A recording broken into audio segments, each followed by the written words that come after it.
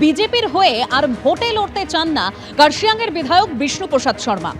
বিজেপির হয়ে তিনি আর প্রার্থী হতে চান না, বিজেপির সঙ্গে আর কোনো সম্পর্ক নেই দাবি করেছেন বিষ্ণুপ্রসাদ শর্মা।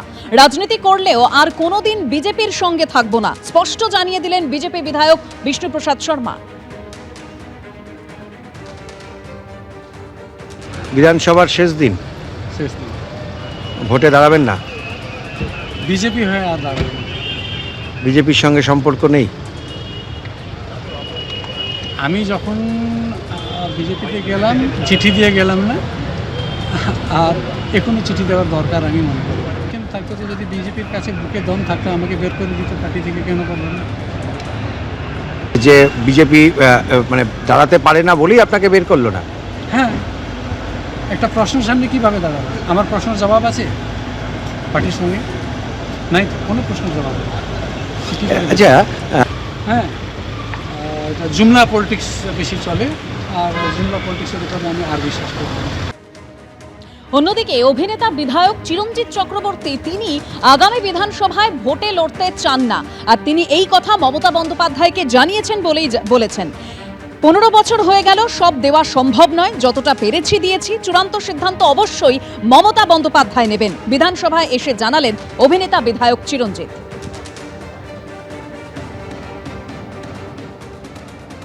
যতটুকু সামর্থ্য ততটুকু দেওয়া যায় গরিব সংসারে, আমি সেটা দিয়েছি তাদের কাছে, তারা আমার কাছে কৃতজ্ঞতা প্রকাশ করেছে। এবং বিধায়ক হিসেবে আপনি কতটা সফল? ওইটা বলছি তো, তিনবার আমাকে তারা যখন জিতিয়েছে, তখন আমার সফলতা কি কতটা সেটা তারাই বলবে, মানুষই বলবে।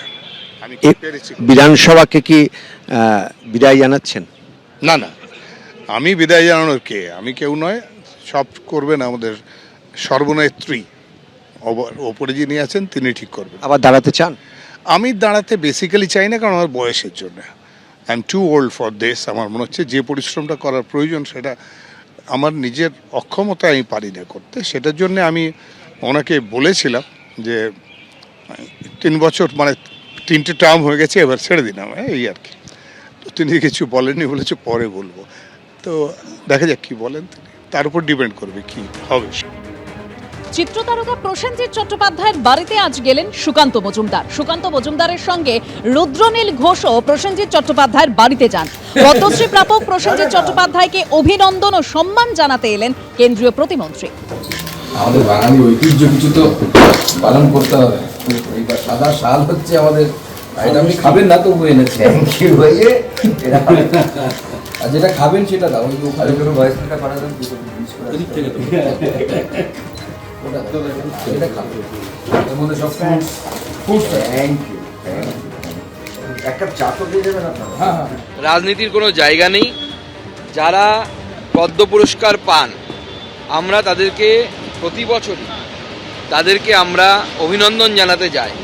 আর আজকে আমার সৌভাগ্য যে বাংলা সিনেমার যাকে অন্যতম মহীরুহ বলা হয়, অর্থাৎ প্রসেনজিৎ দা, যাকে আমরা বুম্বাদা নামে চিনি, তার পদ্ম পুরস্কার প্রাপ্তি উপলক্ষে আজকে আমি, আমাদের কালচারাল সেলের প্রধান, অন্যতম বাংলার বিশিষ্ট অভিনেতা রুদ্রনীল ঘোষ, আমাদের সভাপতি অনুপম ভট্টাচার্য সহ অন্যান্যরা আমরা আজকে মাননীয় বুম্বাদাকে শুভেচ্ছা জানালাম, অভিনন্দন জানালাম।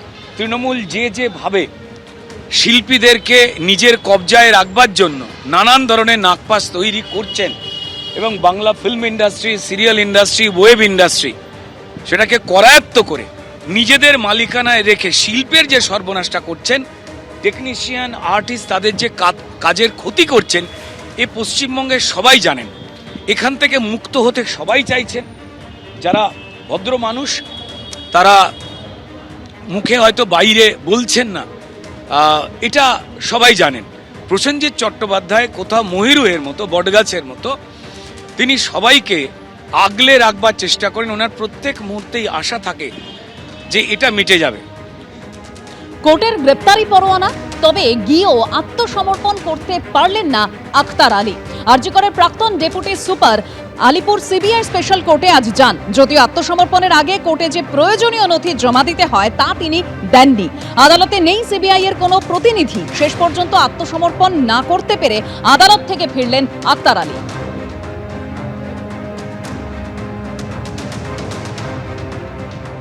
আরজিকর দুর্নীতি মামলায় একেবারে গোটা গল্পের টুইস্ট। আক্তার আলী তিনি চলে এলেন আদালতে এবং একেবারে নার্সিংহোম থেকে সোজা আদালতে।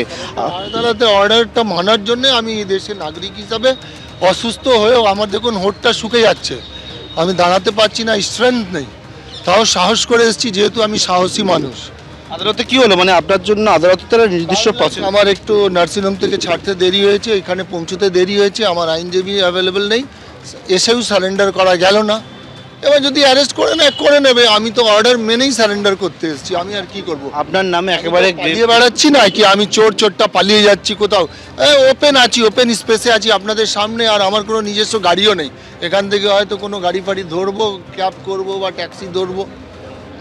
আপনার বিরুদ্ধে একেবারে গ্রেপ্তারি পরোয়ানা জারি করা হয়েছে, জামিন অযোগ্য। অন্ধকার এটা, আমি নিজে অন্ধকার। এটা যখন ম্যাটারটা ক্লিয়ার হবে তখন আমি বুঝতে পারবো আমি অন্ধকার। আপনি তো অভিযোগ সামনে এনেছিলেন। সেম সেকশনে একজন শশিকান্ত তিওয়ারি তো কি চাদক, ও তো বেল পেয়ে গেছে, ও ঘুরে বেড়াচ্ছে, আমি জানি না। আর সন্দীপ ঘোষ আর আমার সেকশনগুলো একই মেলালে হবে, কিন্তু একই রাখা হয়েছে, এবার সেটাও আমি অন্ধকারে।